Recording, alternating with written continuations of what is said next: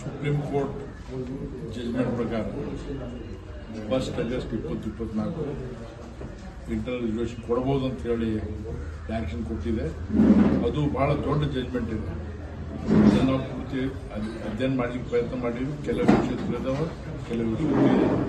ಇವತ್ತು ಕರ್ನಾಟಕದ ಘೋಷಣ ಅಧ್ಯಕ್ಷ ಭಾಷಣ ಮಾಡ್ತಿದ್ದಾರೆ. ಅವ್ರ ಟೀಮ್ ಎಲ್ಲರೂ ಬಹಳ ಒಳ್ಳೆಯ ರೀತಿಯಿಂದ ಅಧ್ಯಯನ ಮಾಡಿ ಸರ್ಕಾರದ ರೂಲ್ಗಳು ಇವತ್ತು ಕರೆಕ್ಟಾಗಿ ಎಂಪರಿಕಲ್ ಡಾಟಾ ಸಿಗಲ್ಲ ಅಂತ ಹೇಳಿ ಆತಂಕ ವ್ಯಕ್ತಪಡಿಸಿದ್ದಾರೆ.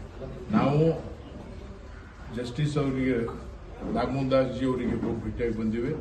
ಅದರಲ್ಲಿ ಏನಿದೆ ಅಂದ್ರೆ ಇವರು ಇನ್ಫಾರ್ಮೇಶನ್ ಕಲೆಕ್ಟ್ ಮಾಡಿದ ಪ್ರಕಾರ ಜಿಲ್ಲಾವಾರು ಕೆಲವು ಜಿಲ್ಲೆಯಲ್ಲಿ ಅವರಿಗೆ ಡಾಟಾನೇ ಸಿಗಲ್ಲ ಅಂತ ಹೇಳಿ ರೈಟಿಂಗ್ ಅಲ್ಲಿ ಕೊಟ್ಟಿದ್ದಾರೆ. ಇದೇ ಪ್ರಕಾರ ಇಂಥ ಡಾಟಾ ತಗೊಂಡು ಒಳ ಮೀಸಲಾತಿ ಘೋಷಣೆ ಮಾಡಬಾರ್ದು. ಕರೆಕ್ಟ್ ಆಗಿ ಎಂಪರಿಕಲ್ ಡಾಟಾ ಕಲೆಕ್ಟ್ ಮಾಡಬೇಕು. ಯಾರಿಗೆ ಅನ್ಯಾಯ ಆಗಬಾರ್ದು. Let 100 criminal escape 1 innocent should not be punished ಅಂತ ಹೇಳಿ ಆ ಪ್ರಿನ್ಸಿಪಲ್ ಅಡಾಪ್ಟ್ ಮಾಡಬೇಕು. ನಾವು ಯಾವ ಸಮುದಾಯ ವಿರೋಧ ಅಲ್ಲ, ಘೋಷಣ ಎಲ್ಲರಿಗೆ ನ್ಯಾಯ ಸಿಗಬೇಕಂತ ಹೇಳಿ ಅದರ ಬಗ್ಗೆ ನಾವು ದೊಡ್ಡ ರೆಪ್ರೆಸೆಂಟೇಷನ್ ಮಾಡಿ ಬಂದಿದ್ದೀವಿ. ನಮ್ಮ ಡಿಮಾಂಡ್ ಏನಂದ್ರೆ ಕರೆಕ್ಟ್ ಆಗಿ ಎಂಪರಿಕಲ್ ಡಾಟಾ ಕಲೆಕ್ಟ್ ಮಾಡಿದ ಮೇಲೆನೆ ನಮಗೆ ರಿಸರ್ವೇಷನ್ ಕೊಡಬೇಕಂತ ಹೇಳಿ ನಮ್ಮ ಡಿಮಾಂಡ್ ಇದೆ ಅಷ್ಟೇ. ಸರ್, ಈಗ ನಿಮಗೆ ನಾನು ಸ್ಪೆಸಿಫಿಕ್ ಒಳ ಮೀಸಲಾತಿ ಜಾರಿ ಮಾಡೋವರೆಗೆ ಈಗ ಖಾಲಿ ಇರುವಂತ ಹುದ್ದೆಗಳನ್ನು ತುಂಬಬಾರದು ಅಂತ ಹೇಳಿಬಿಟ್ಟು ಒಳ ಮೀಸಲಾತಿ ಪರ ಇರುವಂತ ಸಂಘಟನೆಗಳು ಭೇಟಿ ನೀಡಿದ್ದಾರೆ. ಇದಕ್ಕೇನು ಹೇಳ್ತೀರಾ ಸರ್? ನೀವು ನಿರುದ್ಯೋಗ ಸಮಸ್ಯೆ ಕೂಡ ಇದೆ.